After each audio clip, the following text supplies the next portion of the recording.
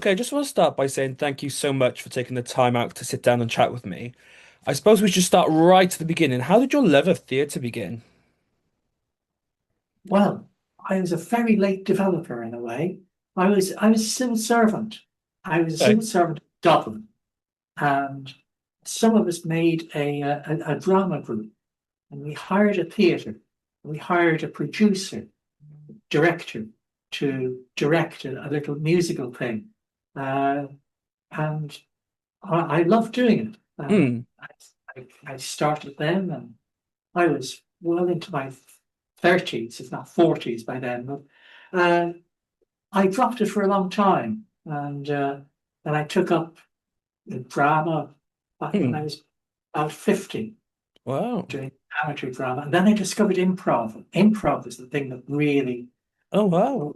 I really loved. And actually, in 2013, I moved from here. I'm living in Bournemouth, Hmm. having moved from Dublin. In 2013, I moved to London to do more improv. And Oh. that was when I really first came across the Edinburgh Fringe because I moved at about this time of year. And when I got to London, there was nobody around doing comedy or improv because they were all in Edinburgh. Hmm. And later I went to Edinburgh. But yes, I moved away from that improv for a while, Hmm. did some stand up and did some clowning.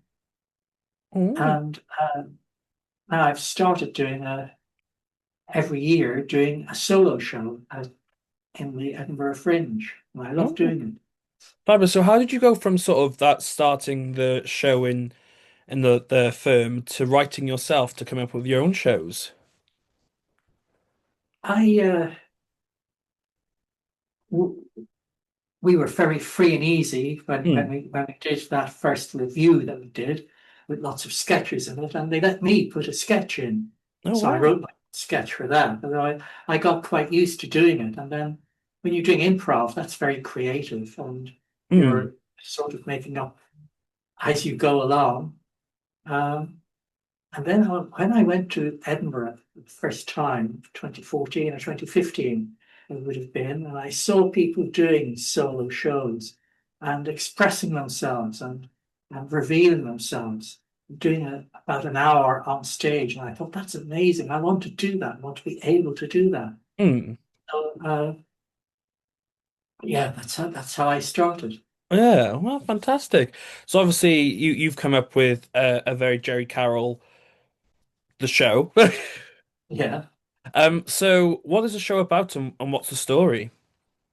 Well, the story is that it's not my story this time. It's Hmm. Charles Dickens's story. It's called A Gerry Christmas Carol because my surname is Carroll, Hmm. spelled Carroll. Hmm. And it's like the word Carol that's in the title of the novel. Mm.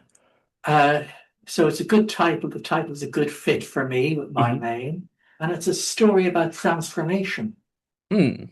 It's a very impressive story. It's 182 years old, Mm. and everyone's done it. The Muppets have done it. Uh, Everyone's had a go at it. Jim Carrey's done it. Uh, but why is it so popular? I hope I'm just telling the story as Charles Dickens wrote it. And I think from this, you'll be able to see why it's such a rich Mm. source of material for everybody. And somehow Charles Dickens was touched by Mm. genius and uh, made this story that has lasted and will last. Mm. But here it is in its original form. There's Oh, no wow. special effects because back in 1843, you had to do your own Hmm. special effects and sit with a book and go, and things happened. Mm. And uh, and in between it, I think I can review who I am and how I've changed and want to change, and Oh. get in touch with the audience about how they might want to change. I mean, everyone knows that Scrooge is a horrible old miser, and Hmm. I'm not a horrible old miser. Nobody's as bad as Scrooge, but there's all kinds of things that we Hmm. could be better at, and Totally. there's mean things that we do.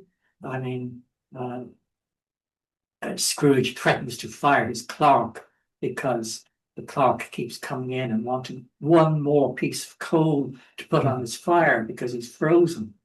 Well, nobody's that mean, but everybody's mean in some way. In some way, yeah, totally. So, do you have a personal connection apart from obviously the name to the A Christmas Carol? Why did you pick that story?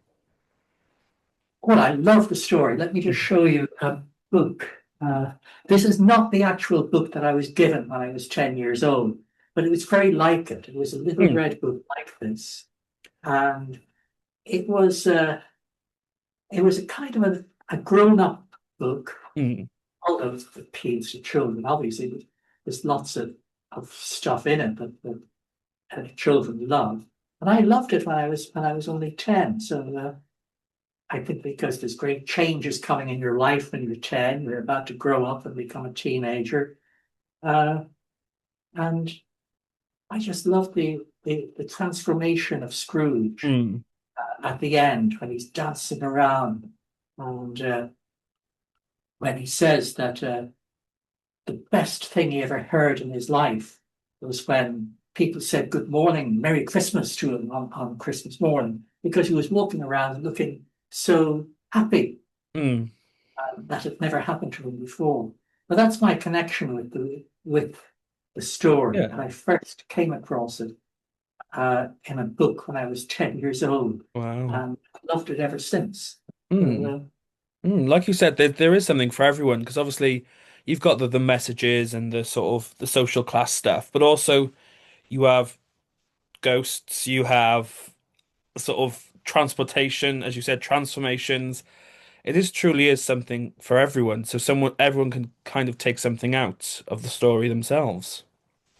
yeah, yeah. Yeah. So, obviously, it's not a traditional show that you would do in the middle of August. Um, so have you had some sort of, I'm not going to say backlash, but sort of people go, Christmas Carol in August? How does that? Well, I think it brings a smile to people's faces Hmm. because that's strange. And, uh, uh, I've done some previews and they all say Happy Christmas, and it gets to it gets to you like that. So Yeah. uh, Hmm. that's another reason for doing it out of season, that it can remind people of Christmas and Hmm. Like you said, the sort of the messages of sort of just being kind and not just Christmas appropriate. While the story's set at Christmas, we should be being kind all year round and being nice to others, every day of the year, realistically. yes, yes, Scrooge is not just for Christmas. That's my strap lines. I'm just going to say a new tagline. Yeah. So I know you talked about how there's been so many different versions of the show. You've got the Muppets. I've seen three or four different myself versions of A Christmas Carol. So what is different about yours to what other people have seen before? It's This is the original. This Hmm. is the story as written in the book. There's nothing added. There's nothing changed. Well, I've had to cut bits out because of the time constraints, but it's exactly as Charles Dickens would have told it. Hmm. Charles Dickens actually did readings as well as Oh, writing. One of his favorite performances was to perform Christmas Carol for an audience, yeah. and it, it's a story that lends itself to that with all Mm, the ghosts and the different characters and the drama, the different places. mm, Scrooge's vision of himself and he's dead, and it's horrible. mm, Uh, but I think I can get the essence of it. I can mm, show people why everybody wants to do mm, this story because there's so much in it. And mm. even and when you just listen to it, that can come across to you. You Totally. do your own special effects in your head. Yeah, And you can imagine it. Yeah. yeah, and maybe you're not distracted by watching a screen or something. Mm, Maybe just think a bit more about it and totally. maybe it will hit you in a different way. Yeah. So obviously you said about the previews. How did your previews go? They went very well, yes. Hmm. People liked it. it's an odd thing to do in the middle of a heat wave. Well, for us anyway, Hmm. for Australia, wouldn't mind, wouldn't find that odd. But yes, Yeah. it's gone down well. What was it like putting it onto stage then, taking, I know it's the original, but your sort of view of it. What was it like putting it onto stage and putting that production together? It made me think, made me think a lot about how to convey Hmm. things, how to convey the story, and it gave me a lot of insight into it as well. Hmm. It's I there's only one little bit that I've added, and that is to notice that old Scrooge has a clerk who he treats very badly, who is the father of Tiny Tim. This is Bob Cratchit. Hmm. So his name is Bob Cratchit, and he's married to Mrs. Cratchit. And Mrs. Cratchit doesn't get a Christian name, a first name. Mrs. Cratchit has no first name. She Yeah. appears several times in the story, but all her children get first names. Her Hmm. husband gets a first name. But she She doesn't. doesn't. It's just Mrs. Cratchit. But, and then Bob appreciates her because she brings in the Christmas pudding, and, and he says it's the greatest triumph since our marriage. She's had six children, and this Christmas pudding is the greatest triumph since their marriage. So I've noticed little things like that. Hmm. I've commented on them. Yeah. Yeah. Oh, fantastic. So obviously putting the show together and then getting a very exciting call that you are heading to the Edinburgh Fringe. What was Yeah. that getting that announcement or that message like? Well, I was very pleased. Hmm. I was very pleased with the offer that I got because I know this room that I'm going to be playing Hmm. in. It's the attic in the Mash House. Hmm. And I saw a show there last year, and it was a very Oh. good show. And maybe that's biased me in favor of this. It's a small venue. It's got about a 50 seater. It's the attic, so it's at the top of the Hmm. building. But it's a lovely little cozy venue for a story, Hmm. for it's basically a storytelling Hmm. show. Yeah, so Oh. I'm really excited now. And I know you said you obviously went to the Fringe before. Did that kind of full circle moment of now performing at the Fringe, did that kind of motivate you a bit more to do the best you can? Oh yes, the Hmm. Fringe is got a terrific atmosphere. There's performances everywhere Hmm. on the streets and in, in the centre of Edinburgh. In every little pub, every little room Mm. has got stuff going on. So you've really got to bring your best Mm. to bring the audience in. And it's a place that depends very much on word of mouth. Mm. The, the best shows are not the ones with the huge posters Mm. and teams of people going out handing out flyers and leaflets. The best shows are the ones that people tell you You do this, yeah. you've got to go and see this. I saw this, and you've got to go and see it. That's how a show becomes popular in Edinburgh, Mm. and that's what I'm hoping for. I'm excited to take my first Edinburgh Fringe trip this year. I've shockingly never been, but I'm planning to go this year, so I'm very excited to attend. But how are you getting ready then to head to the Fringe? How are you preparing yourself? I'm beginning to pack. I'm flying up on Monday. I'm beginning to pack already. I'm doing a lot of rehearsing. Hmm. I'm doing a lot of stuff uh, to publicize the show. Hmm. I'm doing little videos. I'm rehearsing every day Hmm. at home. Uh, and I've done several previews. So that's, Yeah, keeping yourself busy is non-stop. yeah, yeah. So we are coming to the latter end of my questions, but how would you describe the show to someone who hasn't heard of it before? Well, it's a story of a man who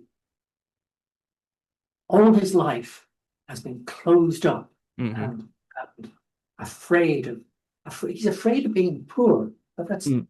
made him afraid of everything. And one night he has visions of his life and visions of how his life could have been and how his life will be if he Mm. doesn't change. And it scares him so much that he changes completely, becomes Mm. an outgoing and generous person. Wow. Okay. And as you said, it's all about that sort of transformation as well, that changing. I think Yeah, that is the most obviously exciting part is the drastic change in characters. yeah. So where can people stay up to date with you and get tickets for the show? Um, I'm Gerry C. Carroll on Instagram. Hmm. It's Gerry C. and a Carroll. A, uh, a Gerry Christmas Carol has its own Facebook page. Hmm. It's pictures of me and little videos of me Amazing. on Gerry Christmas Carol Facebook page. That's the best. Yeah, I'll put There are the links to links. tickets on there. So, well, there are links to tickets on Mhm. those on the Fabulous. Instagram and the Facebook. I'll put the links in the comments below so people can scroll down and click away. My final question is, what advice do you have for young people looking to get into the industry or to get into performing? Be aware that it's very hard, Hmm. um, and if you really want to do it, you'll be really committed. Hmm. And if you're really committed, then you'll find a way. Mm, totally. Totally fantastic. So I said at the start, but I'll end the same way. Thank you so much for taking the time out to sit down and chat with me. So I know you're really busy at the moment getting ready for the Fringe. So really does mean a lot. So thank you so much. Thank you, Rhys. And I wish you the best of luck, and I shall speak to you soon. Yes, I hope I'll see you in Edinburgh. See you soon.